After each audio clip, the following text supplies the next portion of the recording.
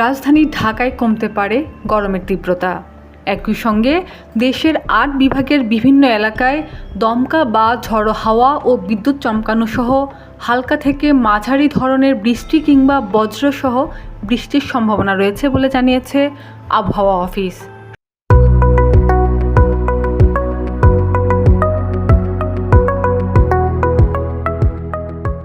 সংস্থাটির দেওয়া এক বিজ্ঞপ্তিতে বলা হয়েছে, আকাশ আংশিক মেঘলা থেকে অস্থায়ীভাবে মেঘলা থাকতে পারে, তবে আবহাওয়া প্রধানত শুষ্ক থাকার সম্ভাবনা রয়েছে। এ সময় দক্ষিণ ও দক্ষিণ পূর্ব দিক থেকে ঘন্টায় 10 থেকে 15 কিলোমিটার বেগে বাতাস প্রবাহিত হতে পারে। একই সঙ্গে দিনের তাপমাত্রা সামান্য কমতে পারে।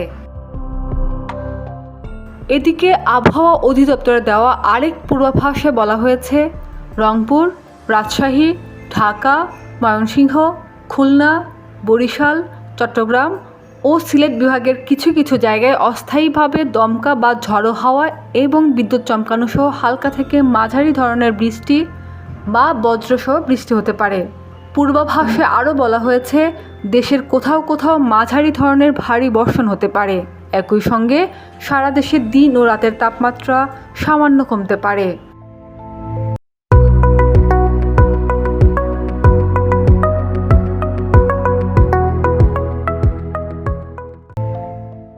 পূর্বাভাস অনুযায়ী 6 জুন সকাল 6টায় ঢাকায় তাপমাত্রা ছিল 26.4 ডিগ্রি সেলসিয়াস এবং বাতাসে আপেক্ষিক আর্দ্রতা ছিল 90%। 5 জুন রাজধানীতে সর্বোচ্চ তাপমাত্রা রেকর্ড করা হয় 33.5 ডিগ্রি সেলসিয়াস। খাদিজা নিপা, দেশ রূপান্তর।